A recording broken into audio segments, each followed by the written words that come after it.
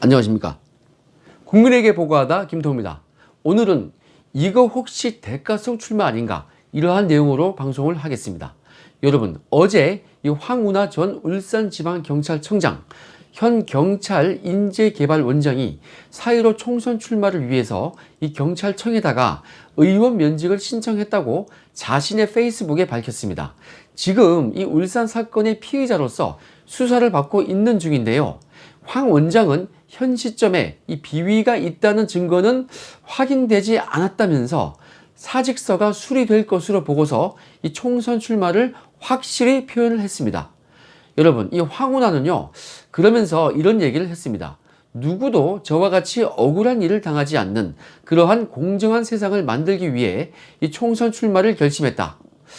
과연 이 억울한 사람을 만들지 않기 위해서 황운하가 노력을 했습니까? 여러분, 언론에 나온 것만 봐도요, 황운하가 울산지방경찰청장으로 있을 때 그들이 이 김기현 울산시장 촛불을 청와대로부터 하명받아 가지고 어떻게 했습니까? 완전 이거 생사람 잡아 가지고 그렇게 수사를 했고요. 결국 검찰에서 무혐의를 받았고 오히려 이 문제를 제기한 쪽이 구속까지 되지 않았습니까? 그래서 이 지금 역풍이 불어가지고 울산 사건이 불거진 거 아니겠습니까? 그렇게 이 김기현 시장을 억울하게 낙마를 시켜놓고 누구도 억울한 일을 당하지 않는 그러한 세상을 만들겠다, 이렇게 말을 했습니다. 이거는요, 윤리적으로나 논리적으로나 앞뒤가 맞지 않는 얘기입니다. 그리고 이 황운하가 또 뭐라고 했습니까? 부당하고 악의적인 공격으로부터 헌법상 기본권인 이 직업 선택의 자유, 공무 담임권, 이러한 것을 지켜내야 한다는 마음으로 이 절박함으로 맞서 싸우겠다면서 어렵고 험한 일을 당당하게 그렇게 헤쳐나갈 것이라고 했습니다. 여러분, 각종 언론을 보면요, 울산지방경찰청 산하 이 울산경찰에서는 청와대 하명을 받아가지고 생사람을 잡는 수사를 했다, 이러한 취지로 이미 많은 보도가 되어 있지 않습니까? 김기현 전 울산시장이 당시에 출마 발표 날인가 아니면 공천을 받은 날인지 몰라도 아무튼 그런 날에요, 이 울산시청을 경찰이 압수수색을 했습니다. 그리고 이 경찰은 이 압수수색 직전에도 청와대에다가 해당 사실을 보고했다고 했습니다. 이거 이 청와대 비서실장도 압수수색 20분 전에 보고를 받았다고 시인을 했습니다. 그리고 이 전체적으로는 9번에 걸쳐서 이 청와대에 울산시장 수사권을 이 경찰이 보고했다고 알려져 있습니다. 그 결과 울산시장 선거에서 한국당 후보였던 이 김기현 후보는요, 송철호 후보에게 사실 넉넉하게 앞서 있었거든요. 그런데 이 말도 안 되는 수사가 이어지니까 압수수색을 딱 당하고 나니까 상황이 딱 역전돼 가지고 낙선을 했습니다. 정말 큰 폭의 차로 이기고 있다가 이 수사 때문에 지지율이 하락을 한 것입니다. 이러면요, 이 권력자의 30년 지기 친구가 당선되는 데 있어서 울산경찰의 역할이 얼마나 컸습니까? 그리고 이곳의 수장이 바로 이 황운하였습니다. 그러면 이 최고 권력자의 친구가 울산시장에 당선되는 데 있어서 이 황운하의 공이 크겠습니까? 작겠습니까? 이 최고 권력자와 송철호가 이 황운하에게 고마워하겠습니까? 안 하겠습니까? 아니, 얼마나 이쁘겠습니까? 그런 그가 이 피의자로서 검찰 수사를 받고 있는데 이 시점에서 총선 출마를 발표한다니까 이거 누가 봐도 이상한 거 아니겠습니까? 아직 어느 당으로 공천을 받을지, 그렇게 출마를 할지는 알려지지 않았지만은 만약에요, 황운하가 이 민주당으로부터 공천을 받아가지고 출마를 딱 한다면요, 이거 저는요, 만약에 그렇게 된다면 권력자가 원하는 수사를 해주고 나서 그 대가성으로 공천을 받은 거라고 그렇게 판단을 저는 내릴 것입니다. 이러한 생각이 상식적인 거 아니겠습니까? 분명히 국민의 심판을 받을 것입니다.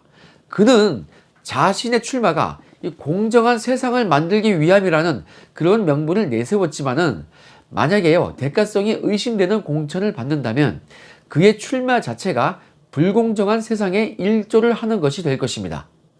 여러분, 또 있습니다. 이번에도 울산시 부정선거 사건에 개입된 사건입니다. 개입이라기보다는 핵심 피의자죠. 바로 이 울산 사건 촛불을 청와대에 제보를 했던 송병기 부시장입니다.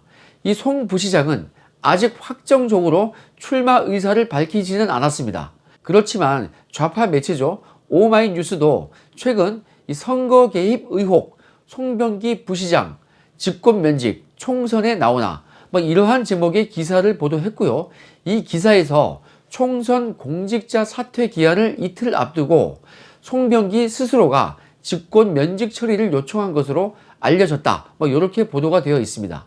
이 때문에요, 총선 출마가 유력하다고 보는 것 같습니다. 뉴스원 기사에서도 이 직권 면직 송병기 청와대 하명 수사 의혹 싣고 총선에 나설까, 뭐 이러한 제목의 보도를 했고요. 서울신문에서는 울산시 송병기 직권 면직 총선 출마할 듯, 뭐 이러한 제목의 기사를 올렸습니다.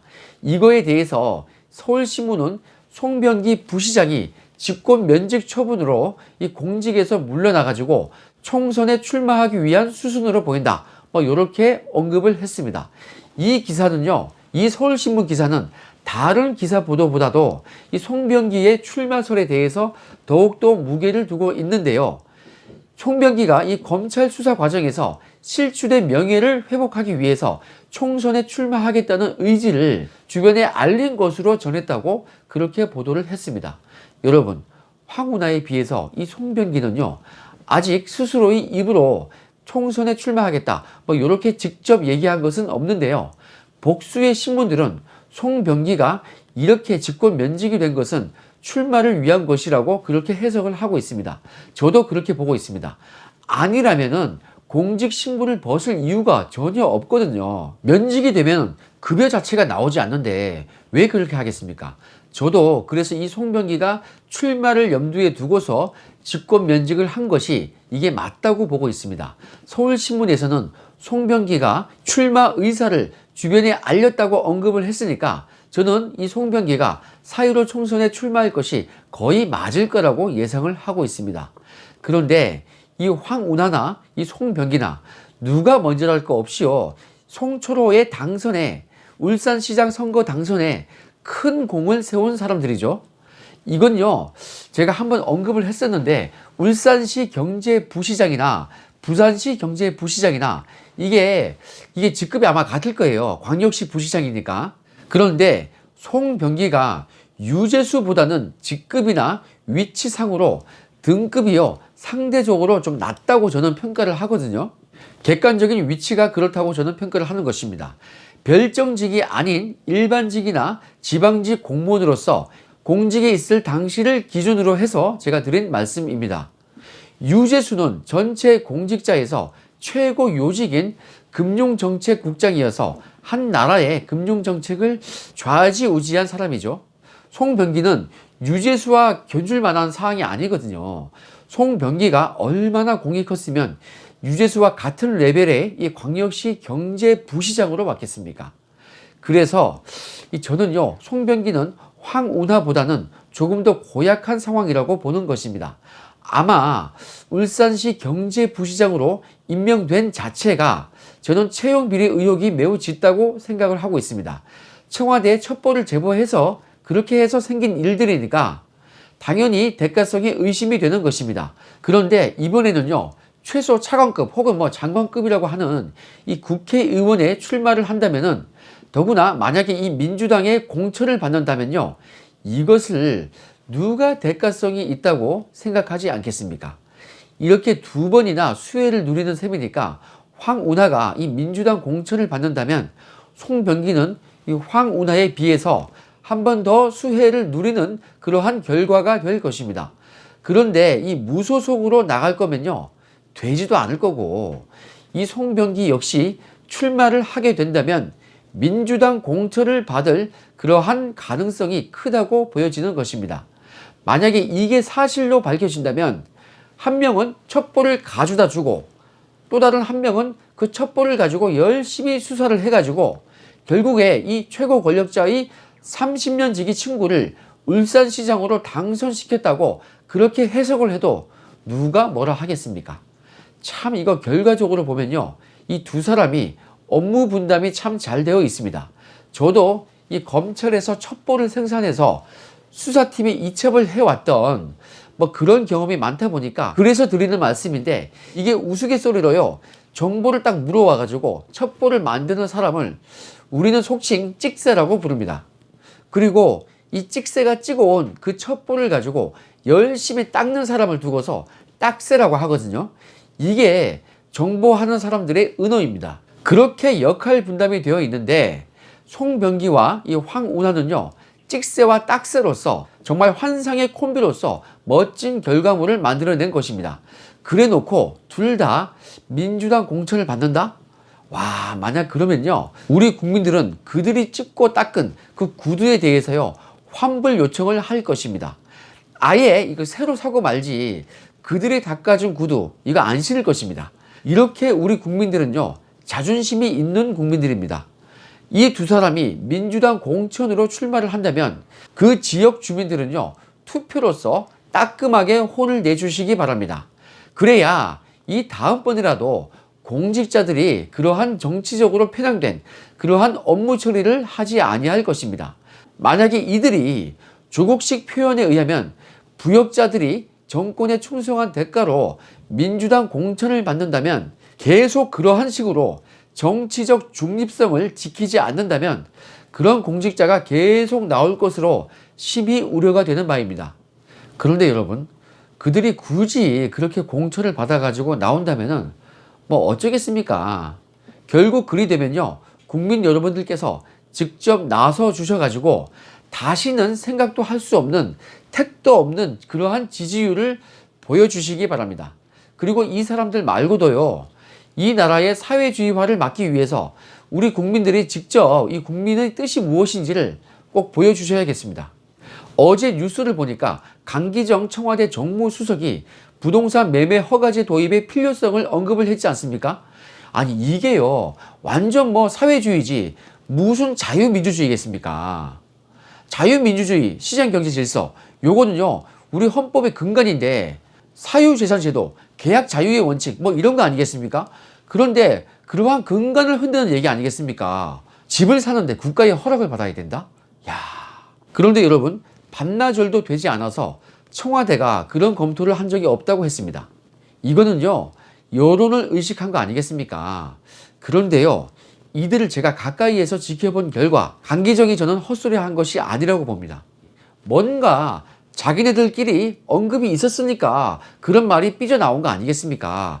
그런데 총선 전에 이러한 것이 언론을 타니까 부담스럽죠. 상식을 가진 사람들로부터 지지율 하락이 이어질 거 아니겠습니까? 그러한 우려가 되니까 철회를 한 것입니다. 그런 말 한 적 없다, 이렇게 얘기한 거 아니겠습니까? 그런데 여러분, 제가 이들을 가까이에서 지켜본 결과, 제가 16개월 청와대에서, 이 정부 청와대에서 근무를 해본 결과, 이들은요 총선에서 승리를 하면은 그때 가서 그렇게 노골적으로 속내를 드러낼 것입니다. 그리고 무엇보다 개헌을 할 것입니다. 저는요 이렇게 예상을 확실히 하고 있습니다. 민주당이 만약에 이번 선거에서 압승을 한다면요, 이겨버리면 가장 먼저 이 개헌을 추진할 것입니다. 그러면 대한민국은요, 헌법 자체에서 사회주의적 색채가 아주 강하게 드러나는 그러한 나라가 될 것입니다.